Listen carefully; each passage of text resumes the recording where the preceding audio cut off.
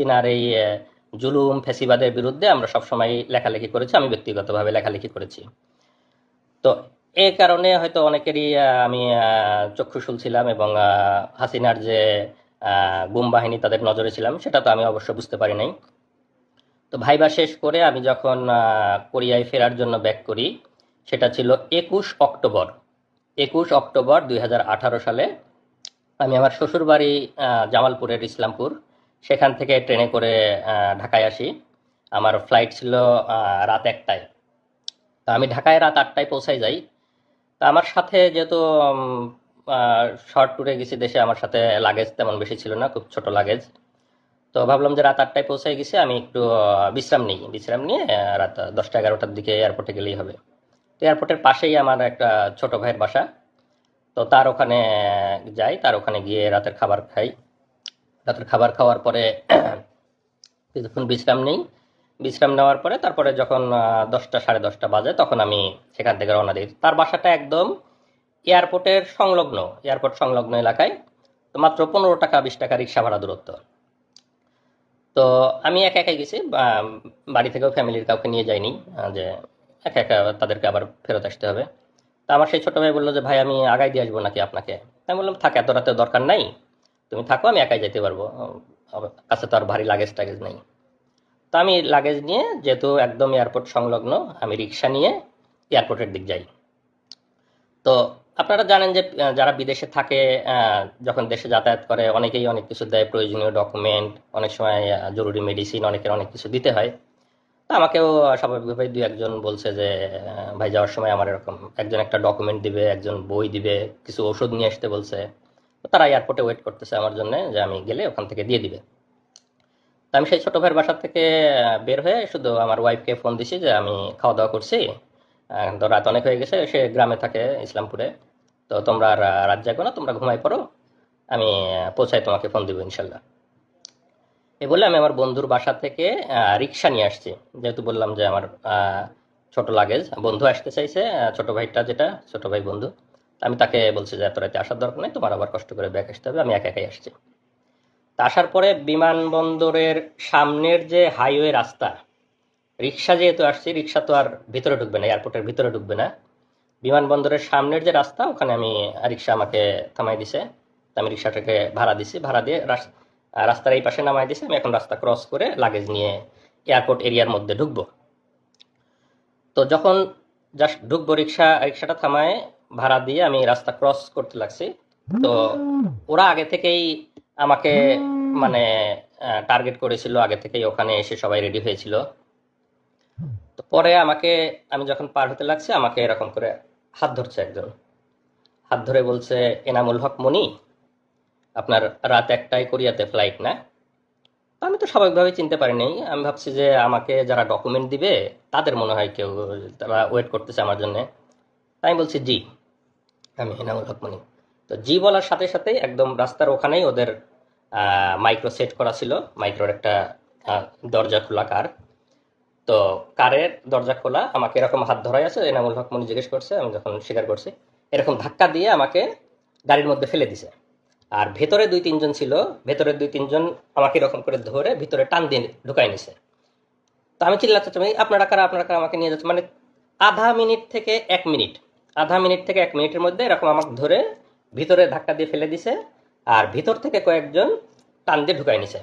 তো আমি কথা বলারও খুব বেশি সময় পাইনি, মানে ওখানকার মানুষজন একটু বুঝতেছে। তারপরে সাথে সাথে দরজাটা লাগাই দিল, কারো দরজা লাগাই দিয়ে 1 মিনিটের মধ্যে আমার চোখ বেঁধে ফেললো। তারপরে পিছনে হাত বেঁধে ফেললো। আর আমার মোবাইল, মানি ব্যাগ, ল্যাপটপ, আমার লাগেজ যা যা ছিল, মোবাইল মানি ব্যাগ পকেট থেকে নিয়ে নিল। যেহেতু আমি ফ্লাই করার জন্য যাচ্ছে, আমার mobile, money bag, laptop, luggage যা যা ছিল সব কিছু নিয়ে নিল। জাস্ট চোখ বেঁধে ফেললো, পিছনে হাত বেঁধে ফেললো, মোবাইল, মানি ব্যাগ, ল্যাপটপ নিয়ে নিল, দরজাটা লাগাই দিয়ে গাড়ি টান। তো স্বাভাবিকভাবেই তো আমি আতঙ্কিত, যে কেউ আতঙ্কিত হবে সেই মুহূর্তে। তো আমি, মানে কি হয়েছে, মানে তখন আমি বুঝে উঠতেই সময় লাগতেছে যে কি হলো, কি হচ্ছে। পরে 4-5 মিনিট একটু ওরা নীরব, আমাকে একটু ইয়ে হওয়ার সুযোগ দিচ্ছে। আমি তো জোরে জোরে নিঃশ্বাস নিচ্ছে, আল্লাহর কাছে দোয়া করতেছি, মানে বুঝতেছি যে কি হলো, কিন্তু অনুমান করতে পারতেছি না হঠাৎ করে। তো কিছুক্ষণ পরে, এনামুল সাহেব, কি ভয় লাগছে, একজন জিজ্ঞেস করতেছে। তা বললাম যে হ্যাঁ, আপনারা কারা, আপনারা আমাকে কি নিয়ে যাচ্ছেন? না, ভয় নাই, আমরা তোমাকে কিছু জিজ্ঞাসাবাদের জন্য নিয়ে আসছি। তুমি তো হয়তো বুঝতে পারছো যে আমরা কারা। তো তোমাকে কিছু জিজ্ঞাসাবাদ করব। তোমার তো আবার রাতে ফ্লাইট আছে, তোমাকে আমরা এয়ারপোর্টে ড্রপ করে দিয়ে আসতে হবে। তো আমরা কিছু কথা জিজ্ঞেস করবো, তুমি দ্রুত উত্তর দাও, তাহলে আমরা তোমাকে দ্রুত এয়ারপোর্টে দিয়ে আসতে পারবো। মানে আমাকে পুশ করতেছে যাতে আমি দ্রুত বলি, তারা আমাকে প্রলোভন দেখাচ্ছে। তো বলো, তুমি কোরিয়াতে কি করো? কোরিয়াতে কি করো? সরকার বিরোধী লেখালেখি করো, দেশে কোথায় পড়াশোনা করছো? ছাত্র রাজনীতি করতা। তোমরা সামনে নির্বাচন, নির্বাচনকে সামনে রেখে কি কি অপপরিকল্পনা করতেছো? আমাদের সরকারকে তোমরা আহ, ইয়ে করার চেষ্টা করতেছো, সরকারকে ডিফিট করার চেষ্টা করতেছো। অনলাইনে তোমরা অনেকভাবে চেষ্টা করতেছো, লেখালেখি করতেছো। বলো কি কি করতে ছাত্র জীবনে, কোরিয়াতে কি কি করো, এগুলো বলো।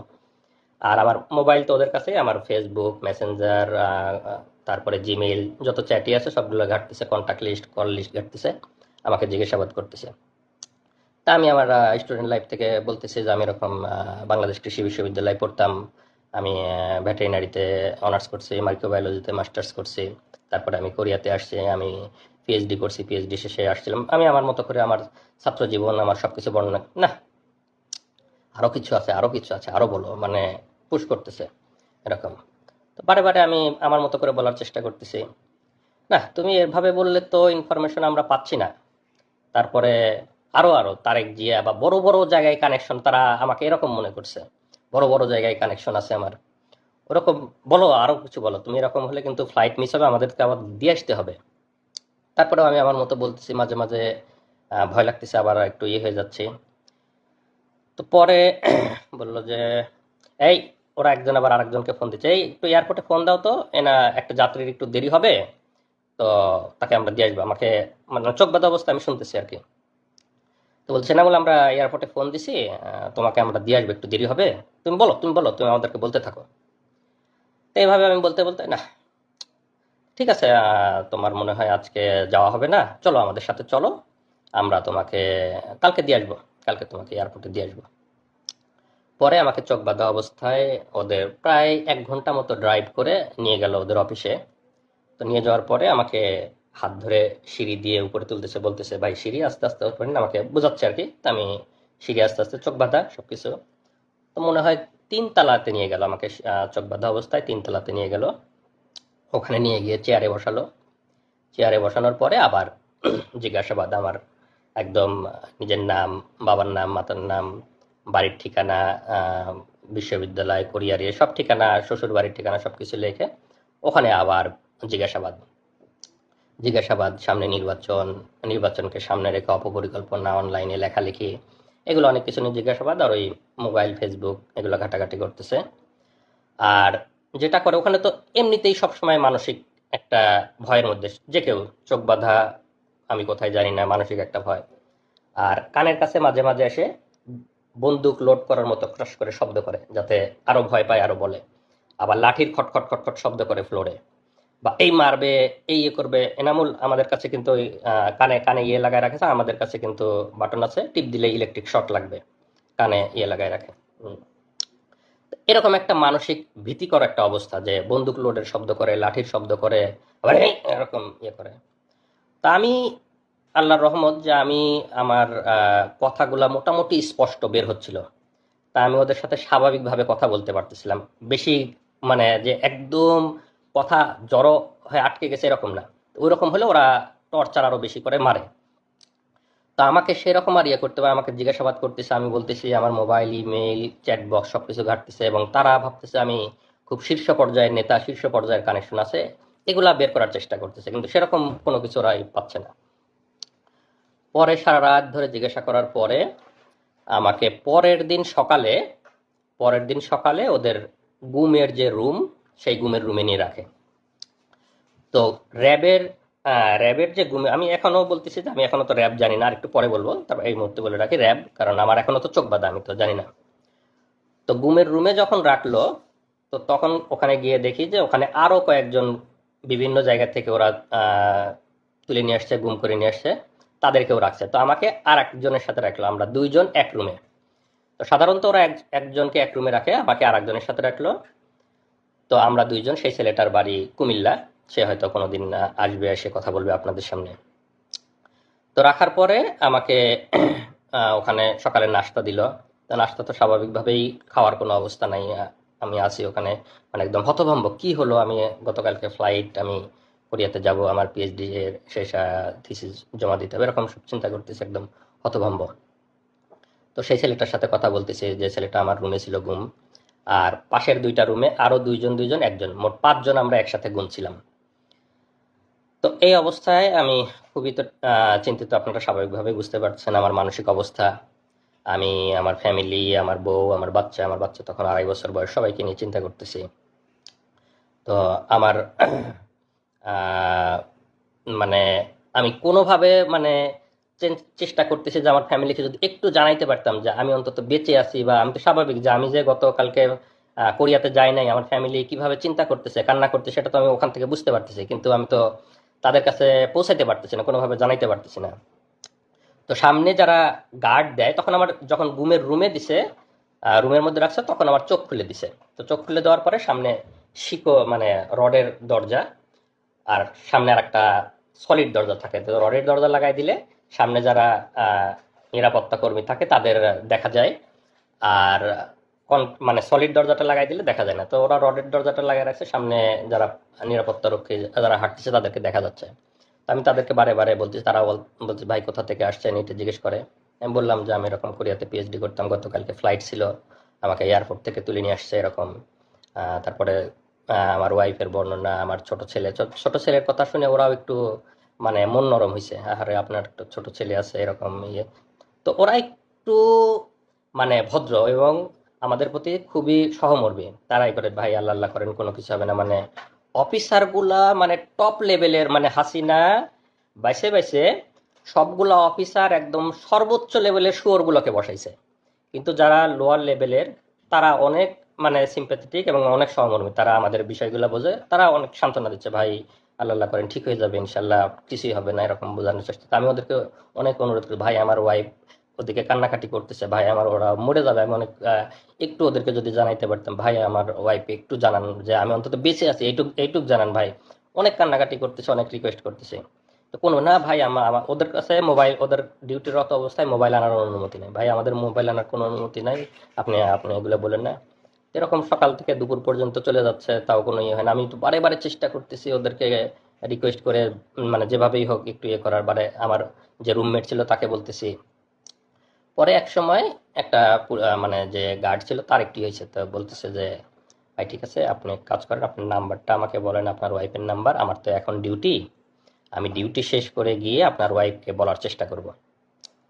তো আপনি নাম্বারটা বলেন, আপনি কাউকে বলেন না, আমি আপনার ছোট ছেলে আছে, এটা শুনে আমার অনেক মায়া লাগছে, আমি আপনার ওয়াইফকে বলার চেষ্টা করি। তো আমি তাকে আমার ওয়াইফের নাম্বারটা বলি। তো সে একটু ওয়াইফের নাম্বারটা কোথাও লিখে নেয় যে আমি ডিউটি শেষ করে গিয়ে চেষ্টা করবো আপনার ওয়াইফকে। আমি অনেক অনেক কান্নাকাটি করছি, অনেক রিকোয়েস্ট করছি। তো এই পর্যায়ে আমাকে ওইখানে মানে ঘুমের যে রুম ওখানে রেখে দেয়, ওই অবস্থায় থাকি। আমাকে ওখানে 3 বেলা খাবার টাবার দেওয়া শুরু করে। তো ওরা খাবারটা স্বাভাবিক খাবার দেয়, ওদের যে অফিসার্স মেসে যে রান্নাগুলা হয় সেই রান্নাগুলা প্রতি বেলায় এসে আমাদেরকে খাবারগুলো দিয়ে যায়, স্বাভাবিক খাবার, ভালো খাবার। অফিসার্স মেসে যে রান্না হয় সেগুলাই দিয়ে যায়। তো সকাল দুপুর রাত ওভাবে খাবার দিতে থাকলো, আমাকে ঘুমের রুমে ওভাবে রেখে দিল। তো এই পর্যন্ত আমার অধ্যায়ের একটু বিরতি, এরপরে আমার আরো আহ, বর্ণনা শুরু হবে। তো এই অবস্থায় তো আমার ওয়াইফরা ওদিকে কান্নাকাটি করতেছে, ওরা ওদিকে আমাকে খোঁজাখুঁজি করতেছে, ওদের কি অবস্থা আমার ওয়াইফের কাছে আপনারা এই এই পর্যায়ে একটু শুনুন, তারপরে আবার আমি বলবো। আসুন। আসসালামু আলাইকুম। আমি নাজনীন সুলতানা নিপা অ্যান্ড আমার হকমনের ওয়াইফ। আসলে সেই দিনগুলো তো ভোলার মতো না। এখন হয়তো বর্ণনা করতে পারবো, কিন্তু সেই সময়টা কোনোভাবেই বোঝাতে পারবো না আপনাদেরকে। তো আমার হাজব্যান্ডের সাথে আমার লাস্ট কথা হলো 9:30টার দিকে, 9:23 আমার সাথে লাস্ট কথা হয়েছে। ও আমাকে বলছে যে ঘুমিয়ে পড়ো, আমি এয়ারপোর্টে কাজ শেষ করে তোমাকে কল দিব। তারপর আমি বাবুকে নিয়ে ঘুমিয়ে পড়লাম। রাত যখন 12টা বাজে আমার হুট করে ঘুম ভেঙে গেল। আসলে কেউ জার্নি করলে, পরিবারের কেউ জার্নি করলে তো ওরকম গভীর ঘুম হয় না। তো 12:30টার সময় আমার ঘুম ভেঙে গেল। আমি তখন মোবাইলটা নিয়ে তাকে কল দিলাম। তো তার মোবাইলে রিং হচ্ছে কিন্তু কল রিসিভ করছে না। আবার আমি মেসেজ দিয়েছি যে ফ্রি হলে আমাকে কল দিও, তখন 12টা বাজে, তার ফ্লাইট ছিল 1টা 5-এ। তো আমি যখন মেসেজ দিচ্ছি, মেসেজ সিন হচ্ছে, কল রিং হচ্ছে কিন্তু কলও ধরছে না, মেসেজের রিপ্লাইও দিচ্ছে না। তখন আমার মানে কাছে খুব ইয়ে লাগলো যে মনে হয় ব্যস্ত আছে, হয়তো এয়ারপোর্টের কোনো ঝামেলা বা বিজি আছে এরকম। আমি অপেক্ষা করছি তারপর ওখান থেকে মেসেজ বা কল আসবে, কিন্তু আসছে না। তো যখন রাত 1টা পার হয়ে যাচ্ছে তখন আমার ভিতরে মানে কি ব্যাপার, কেন এরকম হচ্ছে, ও তো আমাকে জানানোর কথা। তো তখন আমার মনে হলো যে হয়তো মোবাইল হারিয়ে ফেলছে, বা মোবাইল বা ল্যাপটপ হারিয়ে ফেলছে। কিন্তু আমার মানে বারবার খালি একা একা, আমি কিন্তু রাতে আমার বাবুর সাথে একা ঘুমিয়েছি, আমার বাবা মা অন্য রুমে, তাই মধ্যরাতে তো আমি কাউকে কিছু বলতে পারছি না। তখন আমি মানে খালি বারবার আল্লাহ আল্লাহ করছি যে আল্লাহ কি হলো, যদি মোবাইল হারিয়ে যায় তাহলে তো এয়ারপোর্ট থেকে অন্য কারো ফোন থেকে আমাকে একবার জানাবে সে, এটা আমি শিওর যে সে আমাকে জানাবে, কারণ আমি টেনশন করব। কিন্তু না, আমি অপেক্ষা করছি, রাত 1টা 2টা বেজে যাচ্ছে, কোনো মেসেজ নেই, কল নেই। রাত 1টার পরেও যখন তার ফ্লাইট ছিল, ফ্লাই করার সময়, তারপরেও আমি মেসেজ দিচ্ছি কিন্তু মেসেজ সিন হচ্ছে, রিপ্লাই দিচ্ছে না। হ্যাঁ, তো আমার কাছে মানে তখন থেকেই আমার মানে খুব অস্থির লাগতেছে যে কিছু একটা হয়েছে, আমি শিওর। হয়তো মোবাইল হারাইছে বা কিডন্যাপ কিছু একটা হয়েছে, আমাদের বাংলাদেশে তো এসব মানে খুব কমন। তারপরে সারা রাত কেটে গেল ওইভাবে। আমি ফজরের নামাজ পড়ে যে ভাইয়ের বাসায় গিয়েছিল, ছোট ভাইয়ের বাসায়, তাকে কল দিলাম, দিয়ে বললাম যে ভাইয়া আমি তো ওর সাথে যোগাযোগ করতে পারছি না, আপনার সাথে মানে লাস্ট কি কি কথা হয়েছে বা আপনি কি যোগাযোগ করেছিলেন তার সাথে? তখন সেই ভাই বলল যে না আপু, আমি তো ভাইকে রিক্সায় উঠাই দিছি, আমি তার সাথে যেতে চাইছিলাম কিন্তু ভাই আমাকে না করলো, তো আমিও রাত্রিবেলা ফোন দিছি কয়েকবার কিন্তু কথা হয় নাই। তারপরে তার কাছ থেকে শুনে আমার আরো ভয় লাগা শুরু হয়ে গেল। তখন আমি আমার যা, বাংলাদেশ কৃষি বিশ্ববিদ্যালয়ের প্রফেসর ডক্টর মার্জিয়া রহমান, তাকে কল দিলাম, ভাবিকে কল দিয়ে বললাম যে ভাবি এরকম রাতে কোনো যোগাযোগ হয়নি, সকালবেলাও কোনো ইয়ে পাচ্ছি না। তো সকালবেলা আর ভাবি মানে প্রথমে বলতেছে আমাকে যে ও তো খুব মন ভোলা, মনে হয় ফোন টোন হারিয়ে গেছে, তুমি চিন্তা করো না, ও ল্যান্ড করে কল দিবে ইনশাল্লাহ। তো তারপরেও মানে আমার মনের মধ্যে তো ধুকপুকুনি যায় না। আমি সেই ভাইয়ের বাসা যেহেতু এয়ারপোর্টের একদম সামনে, আমি ওনাকে রিকোয়েস্ট করলাম যে ভাই আপনি একটু এয়ারপোর্টে যেয়ে, এই আমার হাজবেন্ডের পাসপোর্টের ছবি ছিল আমার কাছে, যেহেতু আমিও কোরিয়াতে যাওয়া আসা করতাম, তো তার ডকুমেন্ট আমার কাছে ছিল। তখন আমি ওই ভাইকে তার পাসপোর্টের ছবি দিলাম যে এই নাম্বার মানে এই নাম্বারের পাসপোর্ট হোল্ডার ঢুকেছে কিনা এয়ারপোর্টে একটু খোঁজ নেবেন। তো সেই ভাই তখন সকাল 7টার সময় এয়ারপোর্টে যায়, সেই নাম্বার দিয়ে খোঁজ নেয় এবং তারা বলে যে না, এই লোক এয়ারপোর্টে ঢোকে নাই। তখন সকাল 7টা বাজে। তখন হলো আমি সেই আমার ভাবিকে আবার কল দিয়ে বললাম ভাবি এই অবস্থা, ও তো এয়ারপোর্টে ঢোকে নাই, আমি এরকম নিউজ পেলাম। তখন ভাবি বললো ঠিক আছে, আমিও তুমি ছবিটা পাঠাও পাসপোর্টের, আমিও খোঁজ নিচ্ছি, আমার অনেক স্টুডেন্ট আছে ওখানে। তারপর ভাবিও খোঁজ নিল এবং ভাবিও সেম উত্তর পেল। তারপর সবার টেনশন শুরু হয়ে গেল, তাহলে কোথায় গেল, কি হলো? তখন মানে ভাইয়া ভাবি প্রথম মানে আমি প্রথম জানাইছি আমাদের পরিবারে, আমার ভাসুর এবং যাকে, বাকিরা তো টেনশন করবে। তখন মানে ভাইয়া ভাবি তাদের মতো করে খোঁজ নিতে লাগলো। এবং এরপরেও মানে কোনো খোঁজ নাই। এদিকে মানে আমি বারবার শুধু ফোন টিপতেছি, আমার বাচ্চা খাচ্ছে না, আমার স্কুলে যাওয়ার সময় হয়েছে, আমি কোনো টাইম কয়টা বাজে আমি কিছুই জানি না। আমার মা হঠাৎ করে এসে বলতেছে স্কুলে যাবে না, এখনো তো খাইলে না, কখন যাবা? তখন আমি ঘড়ি দেখি যে 9:30 বাজে। ঠিক আছে। তো পরে আমি তখন প্রথম আমার মাকে বললাম যে আমি তো সাফওয়ানের আব্বুর সাথে কোনো প্রাইমারি স্কুলে চাকরি করতো। যোগাযোগ করতে পারছি না। আমি প্রাইমারি স্কুলে জব করতাম, আমার নিজের স্কুল, আমার এলাকার। তো তখন আমার আম্মা শুনে তো মানে তখনই চিৎকার করে একদম কান্নাকাটি শুরু করে দিছে। এবং আস্তে আস্তে আমার অন্যান্য ভাসুর, আমার ভাইয়েরা যারা ঢাকায় থাকে, আমার কাজিনরা এবং আমার হাজবেন্ডের যে ফ্রেন্ডগুলোর সাথে আমার মানে যোগাযোগ করা, কি 2-1 জনের সাথে যোগাযোগ করলাম, সবাইকে তখন জানালাম যে তাকে খুঁজে পাওয়া যাচ্ছে না, তার সাথে কোনো যোগাযোগ হচ্ছে না। এবং কোরিয়াতে যারা যে ইউনিভার্সিটিতে উনি পিএইচডি করেছেন তাদেরকেও জানালাম। তখন তারাও এদিকে খোঁজ নিল। আমার হাজবেন্ডের কোরিয়াতে ল্যান্ড করার কথা ছিল সকাল 11টায়, মানে কোরিয়ান টাইম 11টায়, বাংলাদেশ টাইম হচ্ছে সকাল 8টায়। তো আমি যখন সকাল 8টা পার হয়ে গেল, তো সে ল্যান্ড করে নাই, এই খোঁজ পেলাম। এদিক কোরিয়া থেকেও মানে এয়ারপোর্টে খোঁজ নিচ্ছে তারা যে এরকম পাসপোর্ট হোল্ডার কেউ ল্যান্ড করছে কিনা। না, তারাও মানে নেগেটিভ আনসার পারলো, এবং তারপর থেকে আমরা পুরোপুরি ধরে নিলাম সে মিসিং হয়েছে কোনোভাবে, কিডন্যাপ অথবা মলম পার্টি এই টাইপের কিছু একটা হবে। আমরা কখনোই কল্পনা করি নাই যে এটা রাজনৈতিক কিছু বা মামলা মোকদ্দমা মানে এই টাইপের কিছু হবে, গুম টাইপের, আমরা কখনোই ভাবিনি। তারপরে হ্যাঁ, সকাল তো পার হয়ে দুপুর হয়ে গেল। আমার ভাসুর ময়মনসিংহ থেকে, আমার ভাসুর প্রফেসর মাহমুদুল আলম, তিনি হচ্ছে ঢাকায় গেলেন। আমার কাজিনরা, তার ফ্রেন্ডরা সবাই যে যার মতো করে হসপিটালে, থানা, রেলওয়ে স্টেশনে, যেখানে যেখানে খোঁজা দরকার, এয়ারপোর্টের সামনে প্রত্যেকটা দোকানে দোকানে জিজ্ঞেস করেছে, ছবি দেখিয়ে জিজ্ঞেস করেছে যে এনাকে দেখছে কিনা। মানে তখন আমাদের অবস্থা এমন যে কোনো একটা অ্যাক্সিডেন্ট হয়েছে বা কিডন্যাপ কিছু একটা হয়েছে এরকম কোনো ধরনের ক্লু, কোনো মেসেজ, কোনো কল কিছুই পাইনি আমরা। তারপর সারাটা দিন এভাবে চলে গেল, এবং বারবার টিভিতে নিউজ মানে দেখতেছি যে কোনো অজ্ঞাত লাশের খবর আসতেছে কিনা, এই টাইপের মনের মধ্যে কত চিন্তা আসতেছে বলার মতো না। তারপরে যাই হোক সারা দিন চলে গেল, কোনো খোঁজ পেলাম না। রাত পার হয়ে গেল, 22 তারিখ দিবাগত রাত, মানে রাত যখন 12টা বাজে, মানে 23 তারিখ শুরু হলো, রাত 12টার সময় আমার হাজবেন্ডের নাম্বার থেকে আমার মোবাইলে কল আসলো।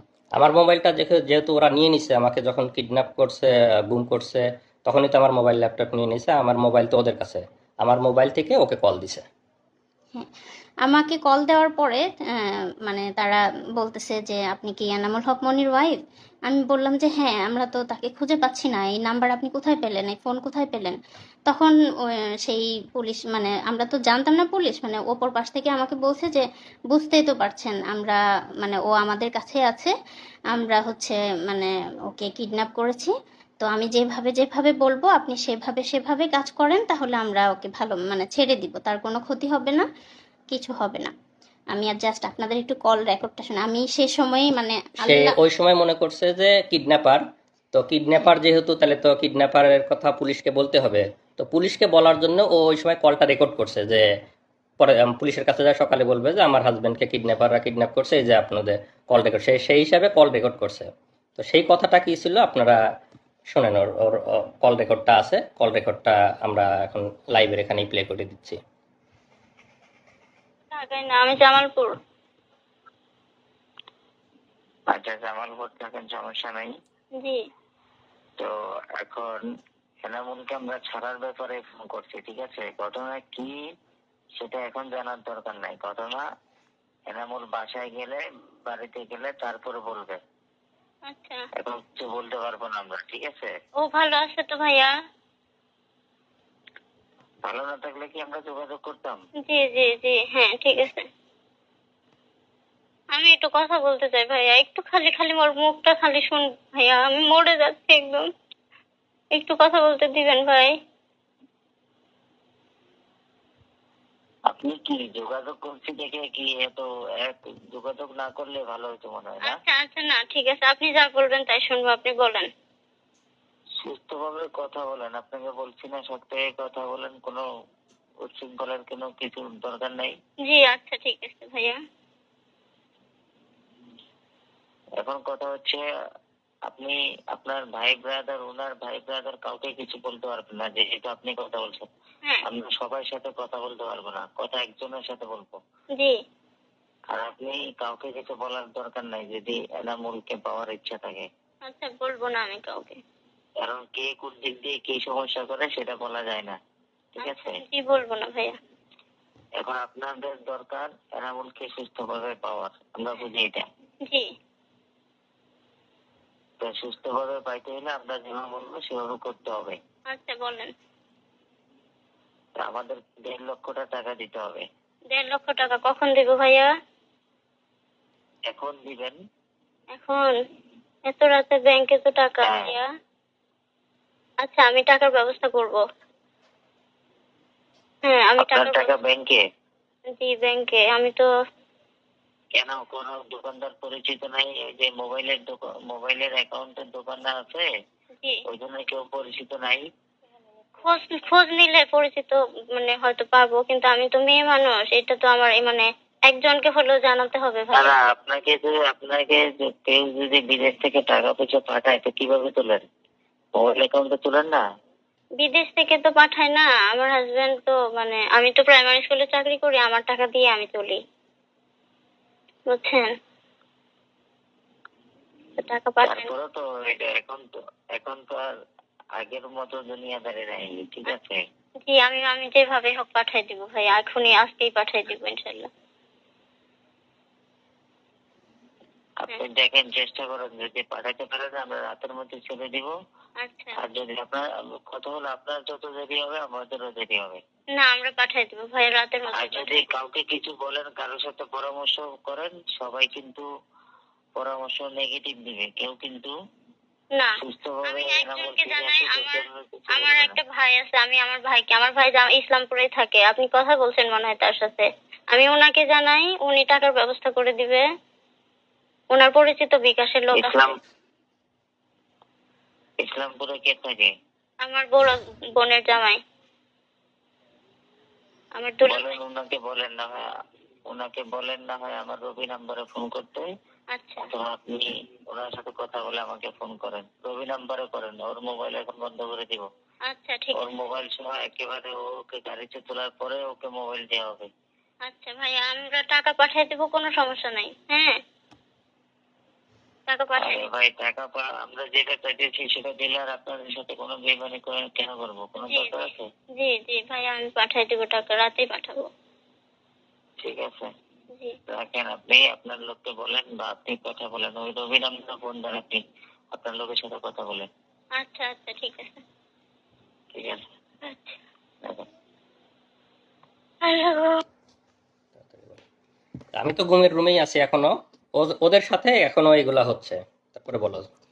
তারপর আমি বললাম যে আমাকে বললো যত দ্রুত আমি টাকা পাঠাবো তত তাড়াতাড়ি তাকে ছেড়ে দিবে, এবং গাড়ি রেডি আছে, জাস্ট টাকাটা পেলে তাকে ছেড়ে দিবে। আমি সকাল মানে 6টার সময় ওনারা আমাকে 4-5টা নাম্বার, ডাচ বাংলা বিকাশ মিলিয়ে প্রায় 4-5টা নাম্বার দিল। সবগুলোতে আমি হচ্ছে সকাল 6টা থেকে 9টা এর মধ্যেই আমি 1 লক্ষ টাকা পাঠাই। ঠিক আছে, যেহেতু শুক্রবার ছিল আর আমি অনেক রিকোয়েস্ট করছিলাম যে আমাদের কাছে এত বেশি টাকা নাই, আপাতত 1 লাখ, মানে আর শুক্রবার তো বিকাশ থেকে বেশি পাঠাতে পারছি না, আমি যেহেতু এখানে আমি গ্রামে একটু আছি। অ্যাড করে দেই। ওরা যখন আমাকে জিজ্ঞাসাবাদ করতেছিল তখন আমার ফিনান্সিয়াল অবস্থা বোঝার চেষ্টা করতেছিল, মানে এটা ওদের গুম, কিডন্যাপ, ক্রসফায়ার, র্যাবের বিজনেস, র্যাব ডিবির বিজনেস। ওরা গুম করে নিয়ে গিয়ে ফিনান্সিয়াল অবস্থা বুঝে, আর্থিক অবস্থা বুঝে মানে ক্রসফায়ার দিবে না বা মেরে ফেলবে না, এই বিনিময়ে ফ্যামিলির অবস্থা বুঝে যার কাছে যত পারে মানে টাকা পয়সা মানে বিজনেস করে নেয়। তো আমাকে যখন জিজ্ঞাসাবাদ করছে আমি বলছি যে আমি তো পিএইচডি স্টুডেন্ট, কোরিয়াতে থাকি, আমি কিছু টাকা স্কলারশিপ পাই, আমি কয়দিন আগেই দেশে আসছি, আমার তো ফ্লাইটে অনেক টাকা খরচ হয়ে গেছে, আমার তেমন কোনো টাকা নাই, আমার বাবা রিটায়ার্ড সরকারি চাকরিজীবী, মানে বাবারও তেমন কোনো মানে সব কিছু মিলায়ে বুঝছে যে আমার কাছে খুব বেশি টাকা নাই, মানে আমি যেহেতু স্টুডেন্ট, পিএইচডি করি, খুব বেশি সেভিংস নাই, আমার আব্বা রিটায়ার্ড, আমার শ্বশুর হলো বড় গৃহস্থ। তো সব কিছু মিলায় ওরা সেই পরিমাণই ওদের কাছে ডিমান্ড করছে। তারপর আমি সকাল 9টার মধ্যে টাকা পাঠালাম, তারা টাকা পেয়ে আমাকে কনফার্ম করলো যে হ্যাঁ টাকা পেয়েছি, আপনার ছোট ছেলে আছে শুনেছি, তারপর হচ্ছে আমরা ওকে কিছুক্ষণ পরেই ছেড়ে দিব, আপনারা গাড়ি নিয়ে রেডি থাকেন, কিছুক্ষণ পর মোবাইলটা দিয়ে ওকে ছেড়ে দিব। তারপর হলো আমার ভাসুরা ঢাকায় ছিল তখন, আমি তাদেরকে জানালাম যে এরকম এরকম কথা হয়েছে, ওনারা ছেড়ে দিবে, আপনারা গাড়ি নিয়ে রেডি থাকেন। তারা একদম রেডি গাড়ি নিয়ে। হ্যাঁ, এবং আমি মোবাইলটা নিয়ে বসে আছি যে তার একটা কল আসবে, এসে বলবে যে এনামুল এখানে আছে, আমরা তাকে ছেড়ে দিলাম, বা ও আমাকে কল দিয়ে বলবে যে আমি বের হয়েছি, এরকম। আমি ফোন নিয়ে বসে আছি, গ্রামে সবাই আমাকে ঘিরে ধরে বসে আছে, কিন্তু কল আর আসে না। সবাই মানে ওয়েট করছি আমরা, এদিকে আমার ভাসুররা ওয়েট করছে, কোনো কল আসে না।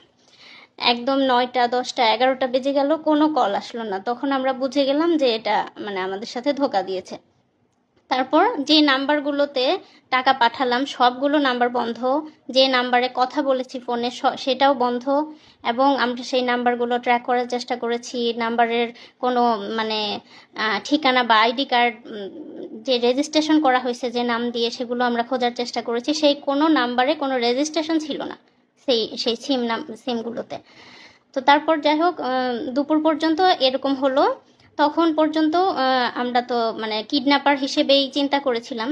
যখন দুপুরে টাকা পয়সা নেওয়ার পরেও ছেড়ে দিল না বা কোনো খোঁজ পেলাম না, তখন আমাদেরকে আমাদের অনেক শুভাকাঙ্ক্ষী, আমার হাজব্যান্ডের ফ্রেন্ড এবং তার ছোট ভাই বড় ভাই সবাই মিলে আমাকে ফোন করে বলতেছে যে আপু এটা ইয়ে না, এটা হচ্ছে কিডন্যাপ না, ভাইয়াকে সম্ভবত গুম করা হয়েছে, আমরা ধারণা করতেছি, এবং ইলেকশনের আগে এগুলো খুব বেশি করা হচ্ছে। আর হচ্ছে এই মুহূর্তে আমাদের যত বেশি মানে ভাইরাল বা মিডিয়াতে প্রচার করব তত বেশি মানে ভাইয়ের জন্য ভালো, না হলে খারাপ কিছু হয়ে যেতে পারে। তো তখন আমি ফ্যামিলির সাথে কথা বলে তাদেরকে অনুমতি দিলাম, এবং তো সেই মুহূর্তে কোরিয়া, বাংলাদেশ এবং TV channel, news paper, daily star, প্রথম আলো সব জায়গায়, ফেসবুক সব জায়গায় ভাইরাল হয়ে গেল। আমরা প্রচার করলাম যে তাকে পাওয়া যাচ্ছে না এয়ারপোর্টের সামনে থেকে, মানে এয়ারপোর্টে যাওয়ার পর থেকে তাকে আমরা আর খুঁজে পাচ্ছি না। এরকম নিউজ হলো একদম, মানে কোরিয়া, বাংলাদেশ সব জায়গায় একদম ভাইরাল হয়ে গেল। তারপর হচ্ছে তারপরটা অনেক বলবে। হ্যাঁ, সে সময় আসলে অনেক পত্রিকা, টিভি মিডিয়া, যেহেতু আমি বিশ্ববিদ্যালয়ে পড়তাম, আমার বন্ধু, বড় ভাই, ছোট ভাই অনেকে সাংবাদিক ছিল, কোরিয়াতে অনেক সাংবাদিক বন্ধু ছিল। তো সবাই মানে যার যার অবস্থান থেকে চেষ্টা করে, সবাই নিউজ করে, অনেকটা ভাইরাল মতো হয়ে যায়। সেই 2018 সালে যাদের মনে আছে, এখানে একটা জাস্ট নিউজ আমার, যে এখানে ইংলিশ একটা নিউজ পেপার, যে পিএইচডি স্টুডেন্ট গোজ মিসিং, প্রথম আলো সহ অনেক জায়গায় আসে যে কোরিয়াতে ফেরার পথে পিএইচডি স্টুডেন্ট অপহরণ হয়ে গেছে। তো নিউজগুলো অনেকটা ভাইরাল মতো হয়ে যায়। তা আমি তো ওখান থেকে বুঝতেছি না, আমি যেহেতু ঘুমের রুমে আছি, আমি তো বুঝতেছি না আমাকে নিয়ে এত কিছু হচ্ছে। আমি বুঝতেছি সবাই খোঁজাখুঁজি করতেছে, কিন্তু এত নিউজ হয়েছে এটা তো আর আমার ধারণা নাই। তো ওখানে একবার একা কারারক্ষী, মানে যে গার্ড থাকে, সে একবার এসে জিজ্ঞেস করতেছে, আপনি কি পিএইচডি স্টুডেন্ট নাকি, মানে ডিউটি চেঞ্জ হয়েছে অন্য একজন? তাই বললাম যে হ্যাঁ। আচ্ছা, আপনাকে নিয়ে অনেক লেখালেখি হচ্ছে, আপনার বন্ধু টন্ধু আছে নাকি সাংবাদিক? আমাকে হ্যাঁ, তো বিশ্ববিদ্যালয়ে পড়ছে, অনেক সাংবাদিক বন্ধু আছে। তা একটু খালি মানে বুঝতে পারলাম যে মনে হয় আমাকে নিয়ে অনেক লেখালেখি হচ্ছে। যাক, এরপরে আসল মানে যে এতক্ষণ তো বললাম যে আমাকে উপরে একটা রুমে রাখছিল, যেখানে আমরা 2 জন ছিলাম এক রুমে, এবং সর্বমোট 5 জন ছিলাম পাশাপাশি রুমে। এরপরে আমাকে যে আয়নাঘর আমরা যেটা আসলে বুঝি যে গুমের যে স্পেশাল রুম, সেই স্পেশাল রুমে আমাকে নিয়ে যায়, রাখে, চোখ বেঁধে নিয়ে যায়। তো সেটা হলো যে আহ, মানে আমাকে চোখ বেঁধে যখন নিয়ে যায়, আমি এটা আগে একটু বলে নেই, যদিও এই স্টেজে তো আমি দেখতে পাচ্ছি র্যাবের কোন জায়গায় সেটা তো আমি জানি না, পরবর্তীতে জানছি। আমি এই স্টেজেই আপনাদেরকে একটু বলে দিচ্ছি। সেটা হলো যে আমাকে যেখানে রাখছিল সেটা হলো র্যাব 2 বসিলা মোহাম্মদপুর ক্যাম্প। আমি আবার বলতেছি, র্যাব 2 বসিলা মোহাম্মদপুর, ঢাকা, এখানে আমাকে রাখছিল।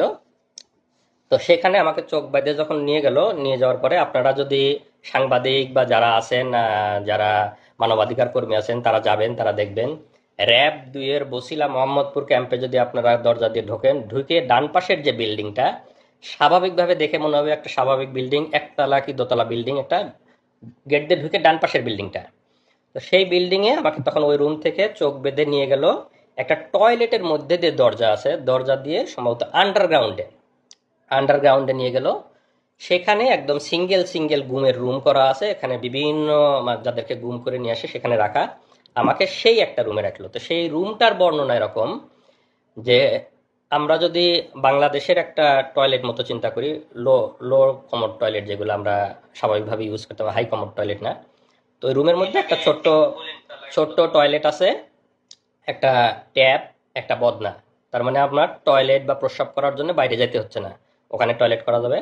আর বাকি যে ফাঁকা জায়গাটুকু আছে, মানে একটা টয়লেটের, বড় একটা টয়লেটের জায়গার মতো বাকি যে ফাঁকা জায়গাটুকু আছে, সেই জায়গায় একটা স্বাভাবিক মানুষ টান টান হয়ে শুয়ে থাকতে পারবে না। আমি হাইটে অত বেশি লম্বা না, তারপরে আমাকেও পা একটু ঘুচা এভাবে এভাবে শুয়ে থাকতে হতো, এরকম এতটুকু জায়গা। আর সামনে যে দরজাটা একদম সলিড, এই দরজাটার মানে রডের শিক নাই, দরজাটা একদম সলিড, দরজার মানে হেড বরাবর একটা গোল ছিদ্র করা। তো সামনে যারা মানে গার্ড থাকে, তো কাউকে বলার দরকার হলে ওই ছিদ্রর ওইটা সরায় ওদেরকে ডাক দিলে তখন ওরা কোনো কথা বলা বা কোনো জরুরি কিছু বলার দরকার হলে ওরা, বা খাবার দেওয়ার দরকার হলেও ওদিক দিয়ে এসে কথা বলে তারপরে খাবার দেয়। তো ওইটা হলো একদম স্পেশাল রুম গুমের, যে একদম মানে আমরা ভাষায় বর্ণনা, আপনারা আয়নাঘরের অনেক ছবি হয়তো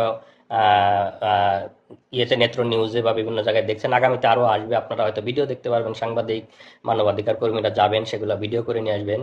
তো একদম যেটা বর্ণনা দিলাম, একটা ছোট টয়লেট এবং বাকি যে ফাঁকা জায়গাটুক থাকে, কষ্টে মষ্টে পা ভাঁজ করে একজন মানুষ শুয়ে থাকতে পারে।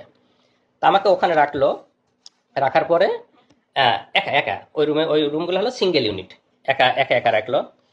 তো স্বাভাবিকভাবে ওখানে তো সবসময় মৃত্যু আতঙ্ক, মানে কখন মেরে ফেলবে, কখন মানে সবসময় কল্পনা যে মেরে কোথায় লাশ ফেলে দেবে, কেউ টের পাবে। বাংলাদেশে যা হয়, মানে লাশ ভাসতেছে, গুম হয়ে যাচ্ছে, নিখোঁজ হচ্ছে, কে কোথায় মারা যাচ্ছে, কার কোথায়, সেগুলো সবসময় চিন্তা হচ্ছে।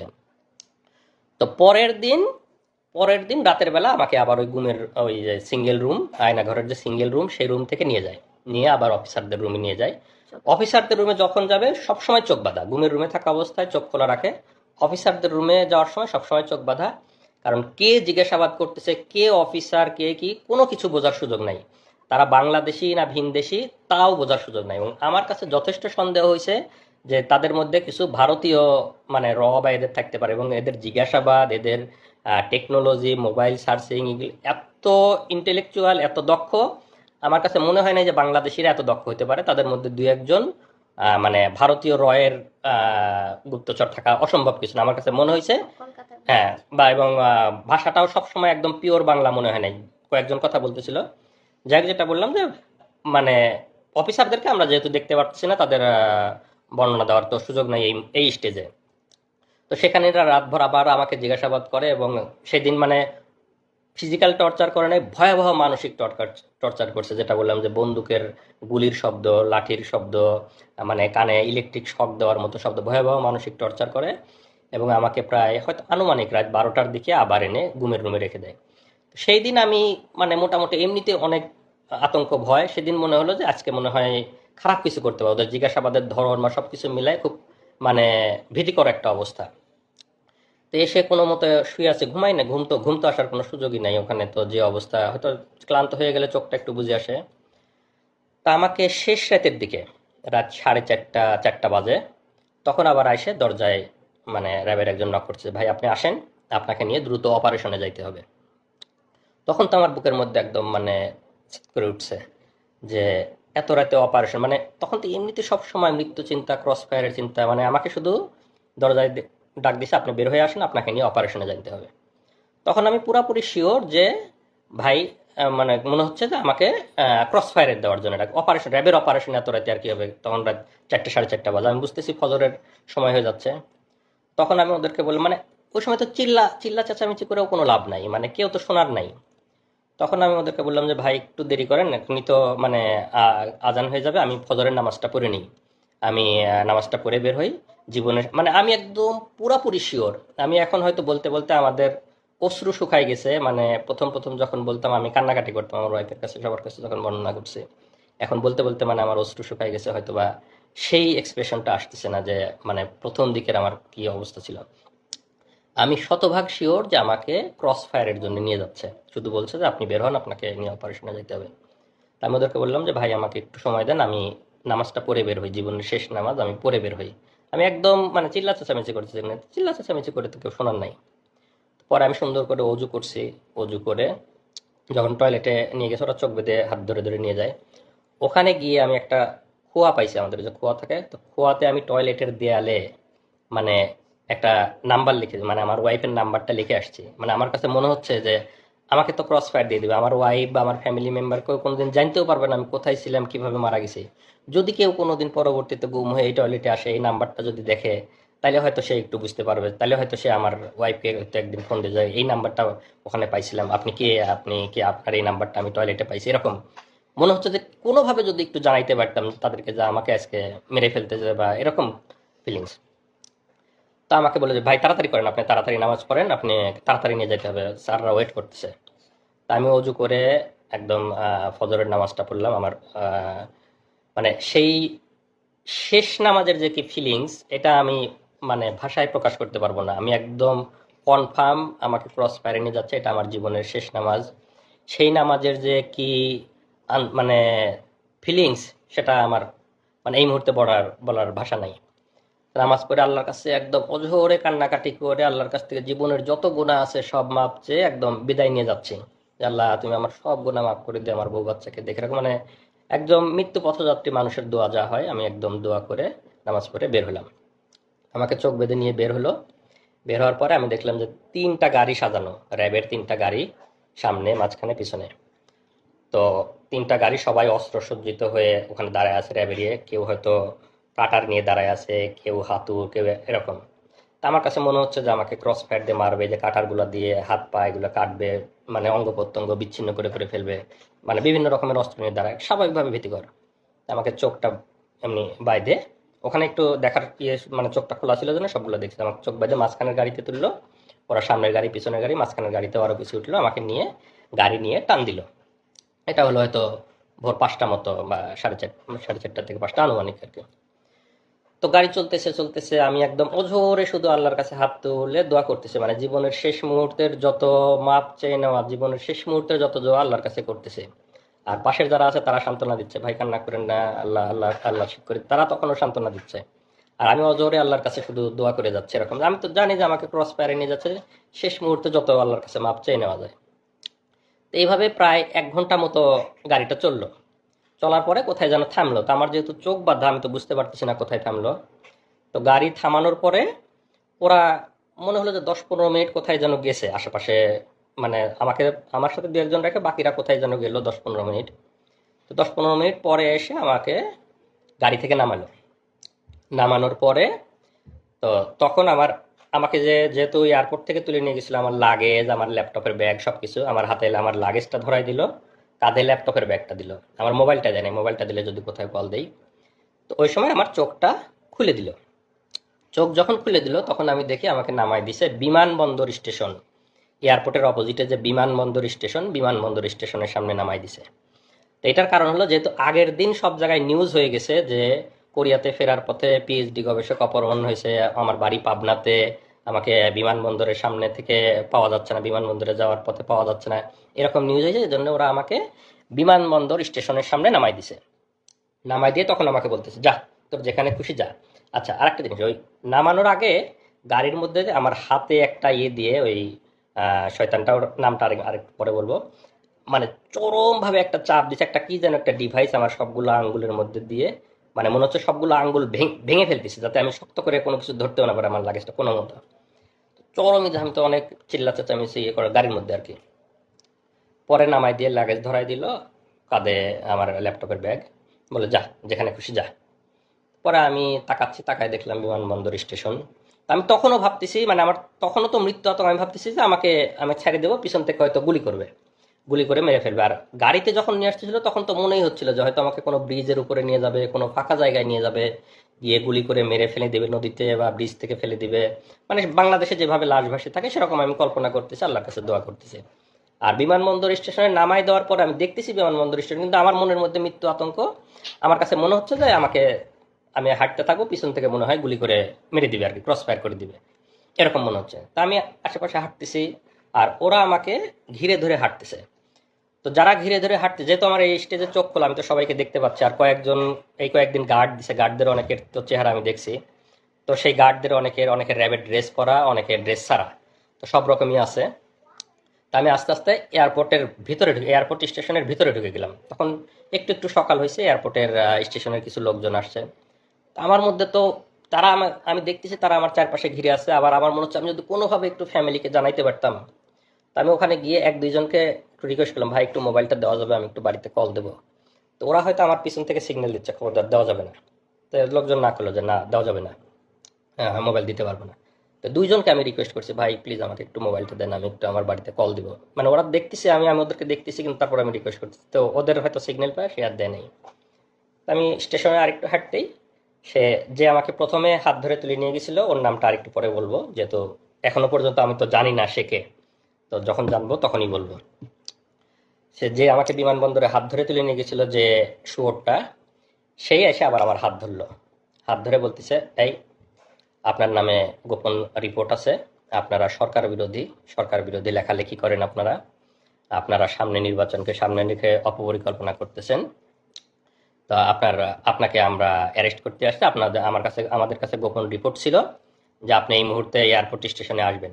আর ওই যে আমাকে গাড়িতে 10-15 মিনিট রেখে ওরা কোথায় যেন গেছিল, ওরা গিয়ে একটা ট্রেনের টিকিট কেটে নিয়ে আসছে। ট্রেনের টিকিট কেটে আমার ল্যাপটপের ব্যাগের মধ্যে ঢুকাই দিছে যে আমি এইমাত্র পাবনার ঈশ্বরদী থেকে ট্রেনে করে এসে বিমানবন্দর স্টেশনে নামলাম। যেহেতু আগের দিন মানে সব সংবাদ মাধ্যমে নিউজ হয়ে গেছে যে আমার বাড়ি পাবনাতে, আমি বিমানবন্দর থেকে উধাও হয়ে গেছি। তো ওরা ট্রেনের টিকিট কেটে দিয়েছে যে আমি ট্রেনে করে পাবনা ঈশ্বরদী থেকে এয়ারপোর্ট স্টেশনে এসে নামলাম। তো আমাকে ধরার পরে আপনার নামে রিপোর্ট আছে, আমার ল্যাপটপের ব্যাগ থেকে ট্রেনের টিকিটটা বের করলো। বের করে ওদেরই কিছু লোকজন সেট করা আছে এয়ারপোর্টের ওখানে, স্টেশনের ওখানেই। তো তাদেরকে দেখাচ্ছে, এই যে দেখেন ভাই, ওদের ট্রেনের টিকিট দেখাচ্ছে এরকম যে দেখেন ট্রেনের টিকিট, আমাদের কাছে গোপন তথ্য ছিল, এই এখন ঈশ্বরদী থেকে এখানে আসবে, সেই গোপন তথ্যের ভিত্তিতে আমরা আমরা ওকে ধরতে আসছি, তো আপনারা সাক্ষী থাকলেন না। এইটা হলো আমার ট্রেনের টিকিট, কারণ আমি যে জামালপুর থেকে ইসলামপুর থেকে গেছিলাম তারিখ সহ, এটা আমার ট্রেনের টিকিট, যে আমি বিমানবন্দরে 3 দিন আগে গেছিলাম, এটা আমার ট্রেনের টিকিট। আর ওরা একটা ট্রেনের টিকিট কেটে ওই সময় আমার ব্যাগের মধ্যে ঢুকাই দিছিল। তো ঢুকাই দিয়ে লোকজনকে দেখালো যে ট্রেনের টিকিট আপনারা সাক্ষী থাকলেন, ও এখন ঈশ্বরদী থেকে আসছে, এই সময় আমরা ওকে ধরে নিয়ে যাচ্ছি। তো কয়েকজন সাক্ষী রাখতে হয় ওখানে, ওদেরই দু একজন পানের দোকানদার বা আশেপাশে যারা, এই যে আপনাদের নাম দাম লিখে নিয়ে গেলাম, আপনারা সাক্ষী। সাবিনা কনক। হ্যাঁ, সাবিনা কনফেকশনারি বিমানবন্দর স্টেশনে একটা সাবিনা এখনো আছে কিনা জানি না। তো ওইখান থেকে আমাকে ওদের দু একজন সাক্ষী লিখিত রাখলো। আর ওখানে লোকজন আবার ওদেরই লোকজন নাটক সাজাচ্ছে, ওরা দেখাচ্ছে যে ওই মোবাইল বের করে, এই যে দেখেন ভাই ফেসবুকে এরা বিভিন্ন সরকার বিরোধী লেখালেখি করে, যে ফেসবুকে আপনারা দেখেন এরা বিভিন্ন গুজব ছড়ায়, মানে সরকার বিরোধী অপপ্রচার করে, এরকম মানে লোকজনকে বলতেছে। আর লোকজন অনেকে আগে আসে, হায় রে সরকার এত উন্নয়ন করে তারপরেও ছেলেরা সরকারের বিরুদ্ধে লেখে, এরকম দু একজন বলতেছে। তা আমি ওদেরকে আবার, আপনারা ওদের ওদের লোক, আপনারা জান, আপনারা মানে ওদের না এখানে নাটক করতেছেন, আমি ওদেরকে চিল্লাপাল্লা করতেছি। যখন আমাকে বলতেছে যে আপনার নামে রিপোর্ট আছে, আপনাকে আমরা ধরতে আসছি, আমি তখন চিল্লাপাল্লা করছে যে আমাকে আমাকে মানে গ্রেপ্তার করতে আসছেন, মানে আমি তো 3 দিন আপনাদের ওখানে ঘুমছিলাম, এখানে এখানে এখানে আমাকে এনে নাটক করতেছেন, মানে আমি খুব চিল্লাপাল্লা করছি। আশেপাশের লোকজন অন্তত যাতে জানে যে আমাকে ওরা 3 দিন ধরে আমার খালি মনে হচ্ছে কেউ যদি আমার একটু ছবি তুলে মানে নিউজে টিউজে দেয় বা ফেসবুকে দেয়, অন্তত আমার ফ্যামিলি বা পরিচিত কারো না কারো নজরে আসবে। আমি খুব চিল্লাপাল্লা করি, ভাই আমাকে গুম করে রাখছিল, এরা এরা আমাকে গুম করে রাখছিল, আমাকে ক্রস ফায়ারে দিবে, ভাই আমাকে মারি ফেলবে, কেউ আমার একটু ছবি তোলেন, কেউ একটু ফেসবুকে দেন, আমি এরকম ওরা আমার মুখ চাপে ধরার চেষ্টা করছে, চুপ চুপ চুপ এরকম, মানে 2-1 কিল ঘুষিয়ে দিছে আমাকে। তো ওরা ওদের মতো তাড়াতাড়ি সাক্ষী নিয়ে আমাকে আবার বিমানবন্দর স্টেশন থেকে টেনে ঢেরে বের করে নিয়ে আসতে, আমাকে যখন বের করে নিয়ে আসছে তখনও আমি চিল্লাপাল্লা করতেছি, ভাই কেউ আমার একটা ছবি তোলেন, ভাই কেউ আমার একটা ছবি তোলেন, আমাকে ওরা নিয়ে যাচ্ছে, আমাকে গুম করে রাখছিল, কেউ কেউ একটু আমার ছবি তুলে একটু দেন, এরকম আমি বলতেছি। কিন্তু কেউই তো সাহস করে আর মানে মোবাইল বের করে ছবি তুলতে পারতেছে না। তো ওরা নিয়ে এসে বিমানবন্দরের সামনে যে ওদের আবার গাড়ি দাঁড় করায়, আমাকে একটু আগেই তো ওদের গাড়িতে করে নিয়ে আসছে, আবার গাড়িতে করে নিয়ে আবার চোখ বেঁধে ওদের যে ক্যাম্প সেখানেই নিয়ে গেল। তো এই পর্যায়ে নিয়ে যাওয়ার পরে নিয়ে গেল, তখন তো সকাল হয়ে গেছে। তো ওখানে যাওয়ার পরে কিছুক্ষণ পরে আমাকে এই প্রথম অফিসারটা তার রুমে নিয়ে গেল, আমাকে ডাক দিয়ে নিয়ে গেল যে আমার সাথে এখন তো যেহেতু মানে ইয়ে হয়ে গেছে, ওখানে নিয়ে যাওয়ার পরে ওরা আবার আমি তো জানি না সংবাদ সম্মেলন, যেহেতু আমি ঘুমে ওদের ওখানে আছি, ওরা জানে, ওরা বলবে যে এই সময় আপনারা জানেন সবাই যে সংবাদ সম্মেলন করলো ওরা ওরা সংবাদ সম্মেলন ডাকে, সব সাংবাদিক ডাকে, সব ওদের, যেহেতু তখন তো দালাল মিডিয়া ছিল, এখন ইনশাল্লাহ মিডিয়া সত্য কথা বলবেন, আপনারা সত্য কথা লিখবেন। তো মিডিয়াতে প্রচার করলো যে এই সেই কথিত পিএইচডি গবেষক, সে আসলে কোরিয়াতে কোনো পিএইচডি করতো না, তারা সরকার বিরোধী অপপ্রচার করতো, সরকার বিরোধী লেখালেখি করতো, সে গোপনে আজকে কোরিয়াতে পালাই যেতে লাগছিল, আমরা গোপন তথ্যের ভিত্তিতে বিমানবন্দর স্টেশন থেকে তাকে গ্রেপ্তার করে নিয়ে আসছি। তো এরকম সরকার মানে তাদের মতো করে সাজায় তারা সংবাদ সম্মেলন করে বিভিন্ন মিডিয়াতে দিয়ে দিল। দিয়ে দেওয়ার পরে ওখানে আমি তো এগুলো জানি, যেহেতু আমাকে ওখানে রাখছে, তারপরে আমাকে অফিসারটা তার রুমে ডাকলো চোখ খোলা অবস্থায়, এই প্রথম।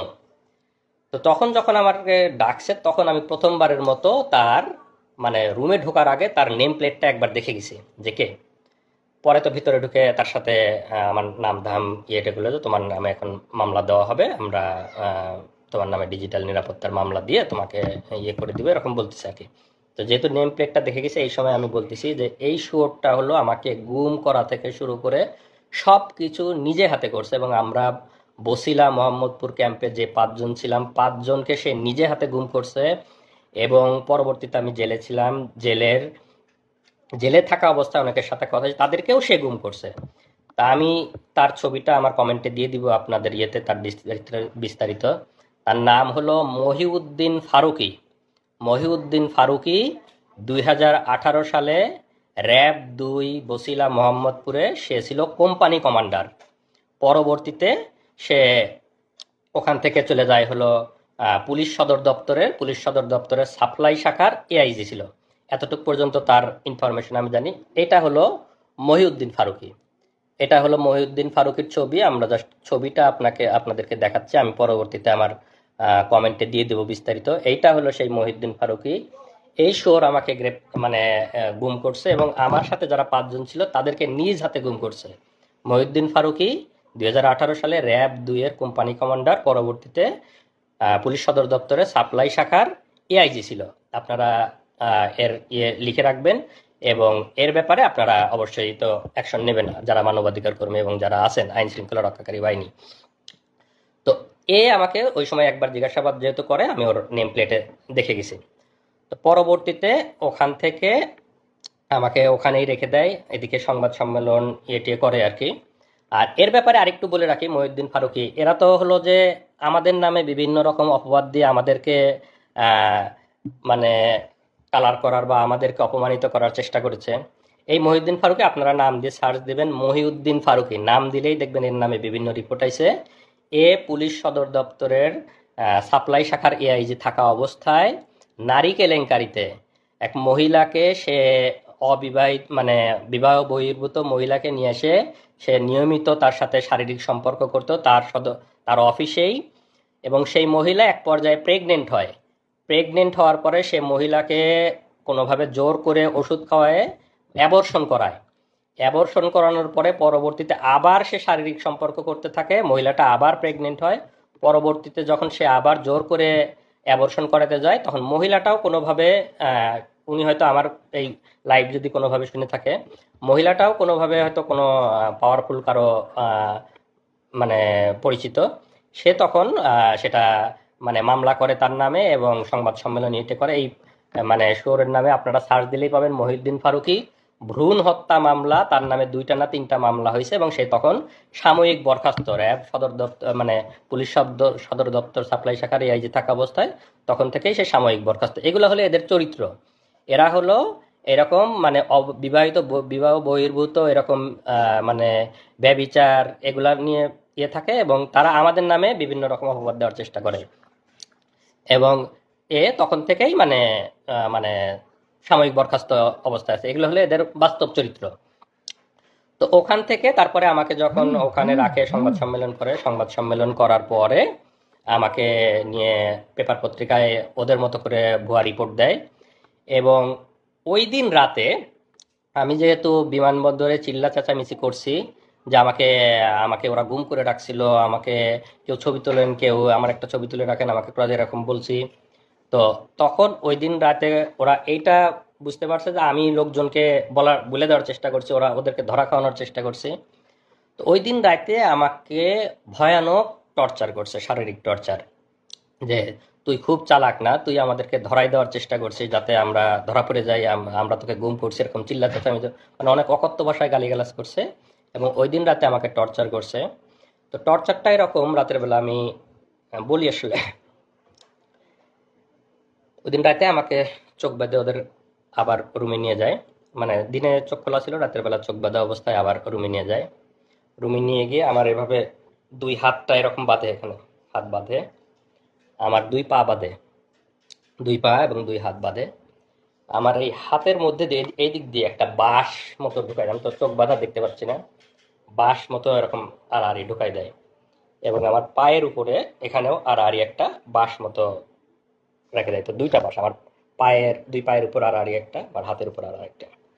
আর এই 2 বাঁশের উপরে মানে এই বাঁশের উপরে 2-4 জন, ওই বাঁশের উপরে 2-4 জন এরকম দাঁড়ায়, মানে রুটি বলার মতো, যেরকম মানে আমরা যেরকম বেলন দিয়ে রুটি বলি এইরকম একদম চাপ দিয়ে এরকম বলতেছে। আমি তো চিল্লাই করছি। যখন চিল্লাচ্ছি তখন আমার মুখের মধ্যে গামছা গুঁজে দিছে, যাতে মানে চিৎকার বাইরে না যায়। আমার মুখের মধ্যে চিল্লাচ্ছে। পরে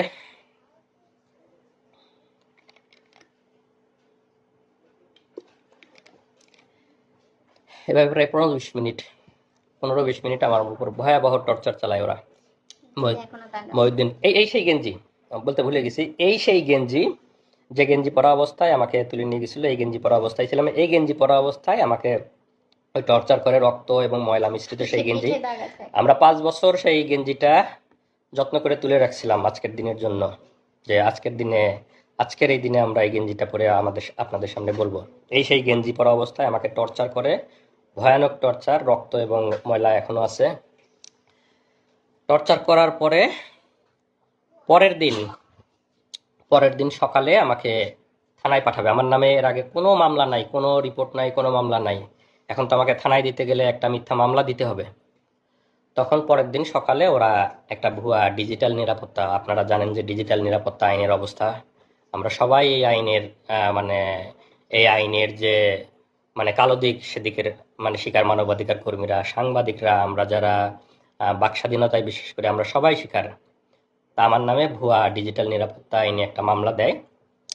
মামলা দিয়ে সকালে আমাকে থানায় পাঠাবে। থানায় পাঠানোর আগে আমার তো এই ড্রেসটার অবস্থা খুবই খারাপ, রক্ত ময়লা সবকিছু ভর্তি। তো এইটা করে যখন আমি থানায় যাব, থানা থেকে যখন কোর্টে উঠবো, তখন তো সবাই দেখবে আমার অবস্থা। তখন ওরা করে কি, আমার যেহেতু লাগেজ ওদের কাছেই, আমাকে এয়ারপোর্ট থেকে তুলে নিয়ে গেছে, লাগেজ তো ওদের কাছেই, লাগেজে আমার জামা কাপড় আছে, লাগেজ থেকে অন্য একটা গেঞ্জি নিয়ে আসলো। অন্য একটা গেঞ্জি নিয়ে এসে আমাকে বললো যে এটা চেঞ্জ কর। এটা খুলে আমাকে ফ্রেশ যে একটা গেঞ্জি, সেই একটা গেঞ্জি পরতে দিল, এই গেঞ্জিটা পর। তো আমার হাত পায়ের আমার ওঠার মতো অবস্থা নাই, কোনো মতে ওরাই পরাই দিল। আমি কোনো মতো করে পরে গেঞ্জিটা চেঞ্জ করে এই গেঞ্জিটা আমার লাগেজে, ভাগ্যিস এই গেঞ্জিটা ওরা আমার লাগেজে দিয়ে রাখছিল, ওই এটাই করে লাগেজেই ফেলে দিয়ে রাখছে। পরবর্তীতে তো আমি জেল থেকে বের হওয়ার পরে যখন লাগেজ নিয়েছি, তখন আসলে এই গেঞ্জিটা আবার পাইছি। আমাকে ফ্রেশ একটা গেঞ্জি পরায়ে আমাকে থানায় পাঠায় দেয়। থানায় পাঠায় দিয়ে সেখানে যেটা বললাম যে আমার নামে মিথ্যা ডিজিটাল নিরাপত্তা আইনে মিথ্যা মামলা দেয়। মামলা দেওয়ার পরে আমি তো থানায় এসে, দিকে তো আমার পরিবার খোঁজাখুঁজি করতেছে, যে সংবাদ সম্মেলনে ওরা যাচ্ছে, দেখতে পাইছে যে আমাকে গ্রেপ্তার দেখাইছে, কিন্তু এখনো ওদের সাথে আমার দেখা হয় নাই। আমি তো বুঝতে পারতেছি না যে আমাকে গ্রেপ্তার পেপার পত্রিকায় মিডিয়া, কারণ আমি তো আমার জগতে। তো এই পর্যায়ে ওরাও খোঁজাখুঁজি করতেছে। তো এখন ও একটু সংক্ষেপে বলুক যে ওদের থানায় আসার পরের অভিজ্ঞতা। তার আমার কথা শেষ হয়েছিল যে আমার থেকে টাকা নিল, টাকা নেওয়ার পর তারা কনফার্ম করলো যে টাকা পেয়েছি, একটু পরে ছেড়ে দিব। তো আমরা ওয়েট করছি, আর কোনো খবর নাই। এরপরে যখন অনেক বেশি ভাইরাল হলো, তারপর হচ্ছে আমার কাছে ওই যে আমার হাজবেন্ড বললো না যে যারা গার্ড দিচ্ছিল তাদেরকে অনেক রিকোয়েস্ট করছে, তো সেখানকার একজন আমাকে কল দিয়ে বলছে যে আমি আপনার হাজবেন্ডের ব্যাপারে জানি, উনি ভালো আছে, উনি মারা যায় নাই, উনি ঠিক আছে, আপনারা চিন্তা করিয়েন না। তো আপনারা যে এত একদম ভাইরাল করে ফেলতেছেন, ম্যাসাকার করতেছেন, এই সেই করতেছেন, এগুলা কইরেন না, যত করবেন তত ক্ষতি হবে, এরকম করে আমাকে বলছে। তো তারপর আমি বললাম আমাকে তো কিডন্যাপের কথা বলে টাকা নিছে, তো এগুলা কারা তাহলে? পরে বললে তাই নাকি, টাকা নিছে, আপনারা টাকা দিছেন কেন? তারপরে আমি বললাম আমি তো জানি না, আমাকে বলছে কিডন্যাপ করছি, টাকা দেন, টাকা দিছি, কিন্তু তাকে আর ফিরিয়েও দেয় নাই এবং ফোন নাম্বারও বন্ধ। তখন সেই পুলিশ অফিসার বলছে না, কিডন্যাপ করা হয় নাই, সে ডিবির হেফাজতে আছে এবং তাকে সম্ভবত অ্যারেস্ট দেখানো হতে পারে 2-1 দিন পরে। আপনারা যারা লাইভটা দেখতেছেন একটু শেয়ার করেন, যাতে বাকি সবাই আসলে যে এই ফ্যাসিবাদ এবং গুম এরা যে কতটা ভয়াবহ, সবাই যেন জানতে পারে। হাসিনার ফ্যাসিবাদের শাসন এবং হাসিনার গুম নিয়ে সবাই যেন জানতে পারে। আপনারা সবাই লাইভটা একটু শেয়ার করে দিন, যাতে সবার কাছে এই ইনফরমেশনগুলো পৌঁছায় যায়। তো ওই পুলিশটা আমাকে ফোন দিয়েছিল হলো দুপুর 11:30 থেকে 12টার এদিকে। তো আমাদের অবস্থাটা এমন ছিল, আমরা কাউকে বিশ্বাস করতে পারছি না তখন, কারণ কিডন্যাপের কথা বলে টাকা নিল, আবার পুলিশ ফোন করে আমাকে বলতেছে যে আপনারা এত ভাইরাল কেন করতেছেন। তো তখন আমাদের মনে হচ্ছে যে ওরা আমাদেরকে বাধা দেওয়ার জন্য হয়তো বা মিথ্যা কথা বলতেছে, আমাদের মনের ভেতরে সেই ধুকপুকুনি কমে নাই। তারপরে যাই হোক সারাদিন চলে গেল। বিকাল 3টা, 2:45 থেকে 3টা, এর মধ্যে হচ্ছে আমার ভাসুর, যারা যারা ঢাকায় ছিল, আমার ভাসুর আমাকে ফোন দিয়ে বলল যে সংবাদ সম্মেলন করে ওরা তো মনিকে অ্যারেস্ট দেখাইছে। তো ইয়েতে কি রেলওয়ে থানায় অ্যারেস্ট দেখাইছে। আর আমরা হচ্ছে তার জিডি করছিলাম হচ্ছে দক্ষিণ খান থানায়। তো রেলওয়ে থানায় অ্যারেস্ট দেখাইছে, আমার ভাসুরা সাথে সাথে সেখানে গেছে, যে তার সাথে দেখা করতে চাইছে, বলছে যে না এখন দেখা করা যাবে না এরকম। তো তখন আমার ভাসুর আমাকে বললো যে তুমি এখনই রওনা দাও, হয়তো তোমাকে দেখা করতে দিবে, তুমি সাফওয়ানকে নিয়ে এখনই চলে আসো। তখন আমি আমার ইয়েতে ট্রেন ছিল আমার ইসলামপুরে জামালপুরে, তখন ট্রেন ছিল 3:30টায়, আমি সেই ট্রেনে তখনই রওনা দিই আমার বাচ্চাটাকে নিয়ে। তো এর মধ্যে যে 3টা দিন গেছে, এই 3 দিনে আমি শুধু একটু পানি খেয়েছিলাম, এবং আমার বাচ্চাটা তখন কোথায় যাচ্ছে কি খাচ্ছে আমি কিছুই জানি না। তো সেই অবস্থায় আমি আমার ছোট বাচ্চাটাকে নিয়ে আমি আমার দুলাভাইয়ের সাথে করে ট্রেনে যাচ্ছি। তারপর আমরা মানে 8:30টার দিকে ঢাকায় পৌঁছলাম। ফোন পৌঁছেই হচ্ছে আমি আমার ভাসুরকে কল দিলাম যে কোথায় আসবো। তো পরে বললো যে থানায় আসার আগে থানায় আসো, আর হচ্ছে অফিসারের নাম্বার দিল যে আগে এনাকে ফোন করো যে দেখা করতে দিবে কিনা, এত দূর থেকে আসছো, যদি দেখা করতে না দেয় শুধু শুধু আসে কষ্ট করা লাগবে, আগে কল দিয়ে কথা বলে নাও। তো কল দিলাম, তখন ওনারা বললো যে না, রাত্রেবেলা আমরা কাউকে দেখা করতে দেই না, আমাদের অফিসাররা রাতে থাকে না, তো অনুমতি ছাড়া দেখা করা যাবে না, আপনারা কালকে সকালে আসবেন, সকালে তাকে কোর্টে নেওয়া হবে তখন আসবেন। তো আমি তো 3-4 দিনের এই ধকল, তার মধ্যে বাচ্চাটা নিয়ে এক আত্মীয়র বাসায় উঠেছি, আমার বাচ্চাটার অযত্নে ওর মানে পেটে গ্যাস হচ্ছে, মানে ওর প্যান্ট নষ্ট হচ্ছে, এরকম অবস্থা। তারপরে মানে যাই হোক, আমার তখন ফিলিংসটা এমন ছিল যে আল্লাহ, পাওয়া তো গেছে, সে তো বেঁচে আছে, এটাই আলহামদুলিল্লাহ। হ্যাঁ, তখন এরকমই ছিল, আমার খালি মনে হচ্ছে কখন সকাল হবে, আমি কখন দেখতে যাব। তারপর সকালবেলা আসলাম। তো আসার পরে হচ্ছে 10:30টার দিকে আমি রেলওয়ে থানার সামনে সে আমার ছোট বাচ্চাকে নিয়ে আমার ভাসুররা ছিল কোর্টে, মানে আমাদের কথা ছিল এমন যে যদি কোর্টে নিয়ে যায় যেন ওনারা দেখতে পায়, আবার থানায় থাকলে যেন আমি মানে যে কেউ একজন যেন দেখতে পারি, যে কেউ।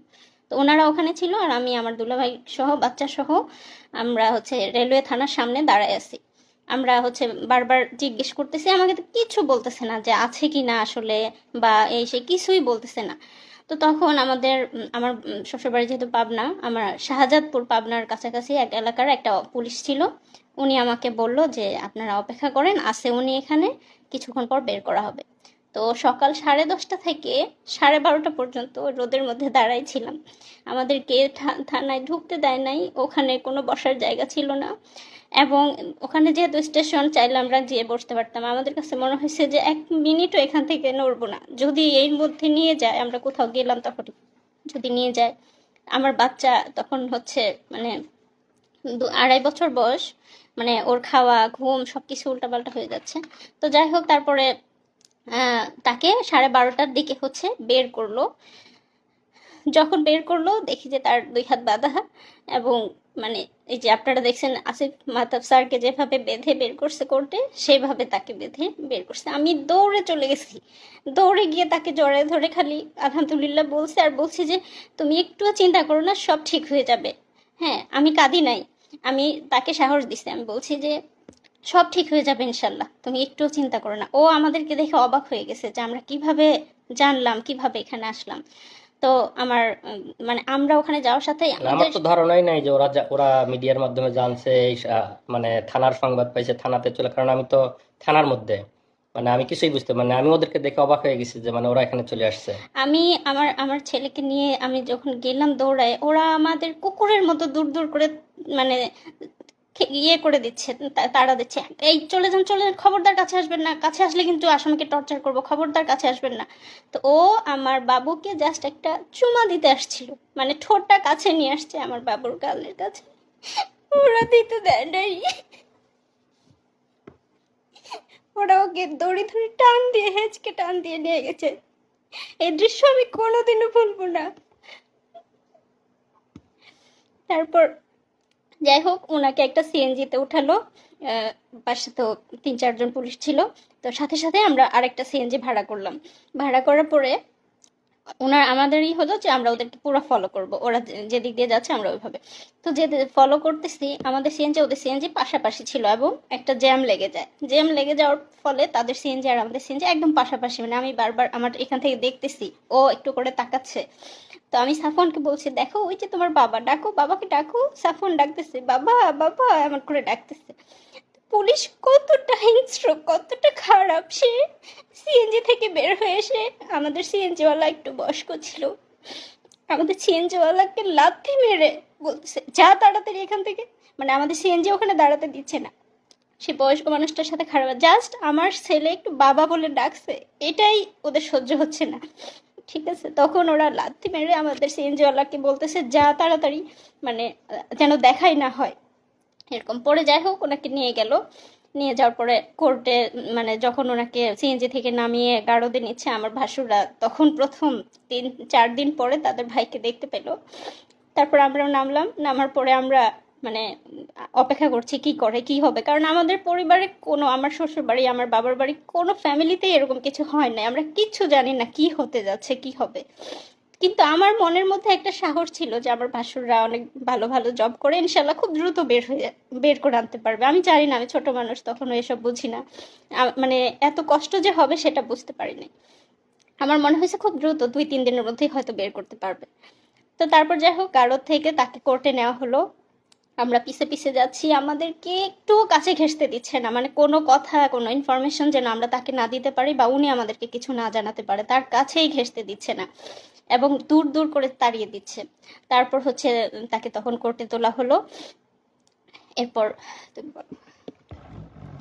আসলে অভিজ্ঞতা বলতে গেলে আরো অনেক কষ্টের কথা, সবকিছু বলা এক লাইভে সম্ভব না। এরপরে তো আমাকে কোর্টে নিল গারদের, বা আহ, মানে কোর্টের কাহিনী আপনারা অনেকেই জানেন, যাদের পরিবারের অনেকে মামলা মোকদ্দমার শিকার হয়েছে। সেখানে কি অবস্থা সেটা আর বর্ণনা না করি, আমাদের লাইভ অনেক লম্বা হয়ে যাবে। তো আমাকে সেখানে যেহেতু বললাম যে ডিজিটাল নিরাপত্তা আইন, সরকার যে আইনটা করছে আমাদের বাক স্বাধীনতা হরণের আইন, আমাদের স্বাধীনতা হরণের আইন, সেই আইনে মিথ্যা মামলা দেয়, মামলা দিয়ে আমাকে কোর্টে চালান দেয় এবং কোর্ট থেকে আমাকে রিমান্ড দেওয়া হয়।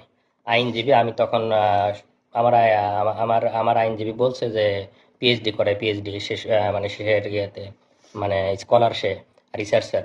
এত কিছু শোনার পরেও বিচারক আমাকে রিমান্ডে দিছে, আসিফ মাহতাব স্যারকে বা আমাদের সম্মানিত শিক্ষকদেরকে যেভাবে দেওয়া হয় সেভাবে আমাকে প্রথমে 3 দিনের রিমান্ডে দেয়, পরে আরও 1 দিনের রিমান্ড এবং সেগুলার অভিজ্ঞতা বর্ণনা করতে গেলে আরও অনেক লম্বা হয়ে যাবে। তো সেগুলো আজকে বর্ণনা না করি। তো 3 দিনের মানে রিমান্ডগুলো শেষ হওয়ার পরে আমাকে রিমান্ডের ওখানে আমার ফ্যামিলির কাছ থেকে টাকা দাবি করছে, আমার কাছে ফ্যামিলির কাছ থেকে টাকা করছে, আমার ওখান থেকে টাকা নিছে। আমার মোবাইলটা ওদের কাছে ছিল।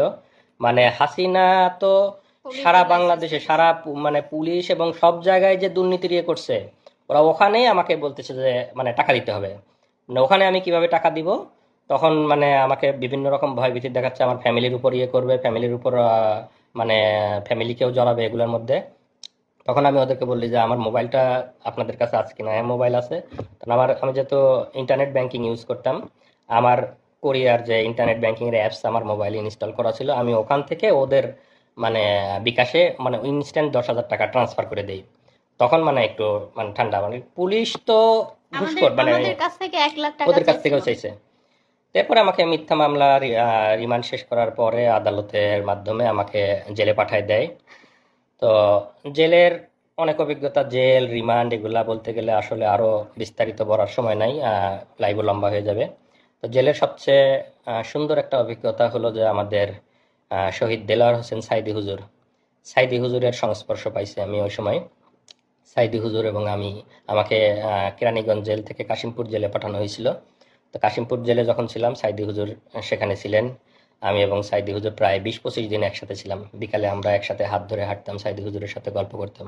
অনেক অনেক অনেক নসিহা করছে, আমার হাত ধরে আমার ওই যে টর্চার করছে, আমার আঙ্গুলগুলা প্রায় আমি 3 মাস এই 2টা আঙ্গুল মানে কোনোভাবেই আমি মানে এরকম ভাঁজ করে এই 3টা আঙ্গুল দিয়ে আমি খাওয়া দাওয়া করতাম। এই 2টা আঙ্গুলের কোনো ফিলিং ছিল না। ওরা এমনভাবে মানে টর্চার করে যে এখানে বাইরে থেকে বোঝা যায় না, ভিতরের নার্ভ এবং ভেসেলগুলো যাতে ড্যামেজ হয়ে যায়। তো এই কারণে চাপ দেওয়ার ফলে হাত এবং পায়ের নার্ভগুলা কাজ করে না। বাইরে থেকে দেখে মনে হবে যে হালকা একটু দাগ বা এর মতো, কিন্তু ভিতরের নার্ভ মানে ড্যামেজ হয়ে যায়। এই কারণে দেখা যায় যে এদিকের সাপ্লাইগুলো বন্ধ হয়ে যায়। তো আমার এই 2টা আঙ্গুল প্রায় 3 মাস কোনো ফিলিংস পাইতাম না আমি। এবং আমি যেহেতু রিসার্চার, আমি পাইপেট ইউজ করি, আমি তো সবসময় এই ফিঙ্গারটা ইউজ করতে হয়। এই ফিঙ্গারের আমি কোনো মানে পেতাম, কোনো ফিলিংসই পাইতাম না। এটা তো এই ভাঁজ করা বা কোনো ফিলিংস ছিল না এই 2টা আঙ্গুল প্রায় 3 মাস। তো দেলোয়ার হোসেন সাইদি হুজুরের সভাপতি ছিলাম, উনি আমার হাতে মেসেজ করে দিছে, দোয়া করছে সাইদি হুজুরকে আল্লাহ জান্নাতুল ফিরদাউস নসিব করুক। এটা আমার জেলের সবচেয়ে সুন্দর অভিজ্ঞতা যে সাইদি হুজুরের মতো একজন মানুষের সহচর্যে আমি প্রায় 20 দিন ছিলাম। উনি আমাকে একটা ওনার একটা ফতুয়াও গিফট করছিলেন ওই সময়। আর এই যে আমরা এতদিন পরে আজকে লাইভে আসছে, আপনারা সবাই জানেন যে বাংলাদেশ কোন ফ্যাসিবাদের মধ্যে ছিল, আমাদের কোনো বাক স্বাধীনতা ছিল না, আমাদের বলার কোনো সুযোগ ছিল না, বলার কোনো অধিকার ছিল না, মিডিয়া আমাদের কথা প্রচার করতো না, আমাদের পরিবারের উপর টর্চার করা হতো, পরিবারের আমি কোরিয়াতে চলে আসছি, আবার আল্লাহ আমাকে জেল থেকে বেরো অনেক কঠিন পথ পাড়ি দিয়ে আসতে হয়েছে, সেগুলা অন্য কোনো একদিন বলবো। তারপরেও আমার এখানে পিএইচডি ডিগ্রি হয়েছে, আল্লাহ আমাকে ভালো চাকরি মিলাইছে, অনেক ভালো আছি। কিন্তু তারপরেও তো মানে দেশের প্রতি টান আছেই। আর এতদিন যে আমরা বলতে পারি নাই, কিন্তু এর মাঝে তো আমরা চুপ ছিলাম না। আমরা যারা বলতে চাই তারা তো আমরা বিভিন্নভাবে বলার চেষ্টা করি। আমি আল জাজিরাতে, বিবিসিতে, আমাদের শ্রদ্ধেয় সামি ভাই, তাসনিম খলিল ভাই, ওনাদের সাথে কথা বলছি, ওনাদের কাছে বলছি, বিবিসিতে বলছি, আল জাজিরাতে বলছি, সব জায়গায় হাসিনার ফ্যাসিবাদ, হাসিনার গুম, এগুলো আমরা অলরেডি ইন্টারন্যাশনাল মিডিয়াতে দিয়ে রাখছিলাম। এবং আজকের যে এই যে সরকারের পতন, এগুলো আসলে তো সব কিছুরই সম্মিলিত একটা মানে বাইরে থেকে মানে র্যাবের যে স্যাংশন বা র্যাবের এগুলো এগুলো সব কিছুই আসলে এই সম্মিলিত মানে রিপোর্ট বা এগুলোর মাধ্যমে হয়েছে। এবং আমি যেহেতু পিএইচডি রিসার্চার ছিলাম, আমি তো স্বাভাবিকভাবেই মোটামুটি তাদের সাথে ইংরেজিতে কথা বলতে পারবো, তো আমি তাদেরকে সবকিছু বিস্তারিত বলছি, বিবিসি, আল জাজিরা এবং মানবাধিকার সংগঠনগুলোকে।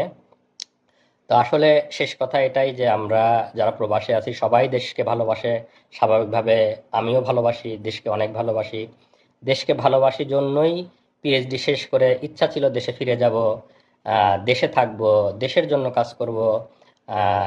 সেই আশা আকাঙ্ক্ষা নিয়েই গেছি। এবং নিজের যোগ্যতা বলে ইচ্ছা ছিল ইউনিভার্সিটিতে জয়েন করব, ইউনিভার্সিটিতে জয়েন করার চেষ্টা করেছি, কিন্তু আমাদের যেহেতু মেধাকে মূল্যায়ন করা হয় না, স্বাভাবিকভাবেই আমাকেও মূল্যায়ন করা হয় নাই। আমাকে দেশের জন্য কাজ করতে গিয়ে আমাকে আসামি হয়ে দেশ থেকে ফিরে আসতে হয়েছে। তো আমরা সেই কষ্ট নিয়েই এখনো আছি। শত কষ্টের পরেও আমরা আজকে আলহামদুলিল্লাহ বলি যে আমাদের শত জুলুম নির্যাতনের পরে আল্লাহ আমাদেরকে মুক্তি দিয়েছে, ফ্যাসিবাদ থেকে মুক্তি দিয়েছে, জালিমের শাসন থেকে মুক্তি দিয়েছে। এবং আজকে আমান, আজমি, আরমান ভাইরা ফিরে আসছে আয়নাঘর থেকে, এটা দেখে আমরা কান্না করতেছি, আমি আমার স্ত্রী আমরা কান্না করতেছি যে আমরা 3 দিন ঘুমিয়ে আমাদের কি অবস্থা ছিল, মনের অবস্থা। এই ভাইরা 8-10 বছর ধরে গুম, তাদের মনের অবস্থা কি? আপনারা হয়তো তাদের কথাও শুনবেন, তারা আস্তে আস্তে হয়তো আসবে, তাদের মানসিক অবস্থার কি অবস্থা আমি জানি না। 3 দিনেই তো আমার মানসিক অবস্থা বর্ণনা করলাম। এবং এই অবস্থায় সবসময় দেশে যাওয়ার জন্য উদ্যম, যেহেতু মিথ্যা মামলা দিয়ে রেখেছে এবং দেশের জন্য কাজ করতে গিয়ে দেশ থেকে আসামি হয়ে ফিরে আসছি, দেশে যাওয়ার খুব বেশি সুযোগ ছিল না। এর মাঝে আমার আম্মা ক্যান্সারে আক্রান্ত হয়ে মারা যায়। আমি আম্মাকে শেষবার দেখতে পারি, আম্মা মারা যাবে, আম্মা ডাক্তার ডাক্তার বলছে যে এত মেয়াদ আছে, এত এত মাস ম্যাক্সিমাম হয়তো টাইম পাইতে পারে আমার ডায়াগনোসিস হয়েছিল লেট স্টেজে। সবকিছু জানার পরেও আমরা আম্মার জন্য যাইতে পারি শেষ মুহূর্তে না পেরে। আম্মার যখন অবস্থা বেশি খারাপ, আমি টিকিট কাটছিলাম, আমি, আমার স্ত্রী, সন্তান, আমরা 4 জন সবাই টিকিট কাটছি যে যত যাই হোক আমাকে গ্রেপ্তার করলেও আমি যাব, আম্মাকে আমার দেখতেই হবে। আম্মা সেই শেষ সময় আমি টিকিট কেটে যাওয়ার চেষ্টা, তখন করোনার পিক সময়, টিকিট অনেক এক্সপেন্সিভ, টিকিট পাওয়া যায় না, ফ্লাইট নাই। সেই মুহূর্তে আমি টিকিট কেটে মানে আম্মার জন্য গেছি। কিন্তু আমি যেদিন টিকিট কাটছি আম্মা তার পরের দিন মারা গেছে। আমি যেতে যেতে আম্মার জানাজা পাই নাই, আমার যেতে আরও একদিন ডিলে হয়েছে। কারণ তখন করোনার সময় তো আমাদের পারমিশন নিয়ে যাইতে হইতো যে আমরা ফিরে আসবো। করোনার সময় ফ্লাইট অ্যাভেলেবেল ছিল না, টিকিট কেটে যাওয়ার সুযোগ ছিল না। তো টিকিট কেটে আমার ফ্লাইট ছিল 2 দিন পরে, আমি যেদিন টিকিট কাটছি পরের দিন আম্মা মারা গেছে। আমি আমার আম্মাকে পাই নাই, এই আফসোস আমার সারা জীবনে যাবে না। আমি আম্মাকে,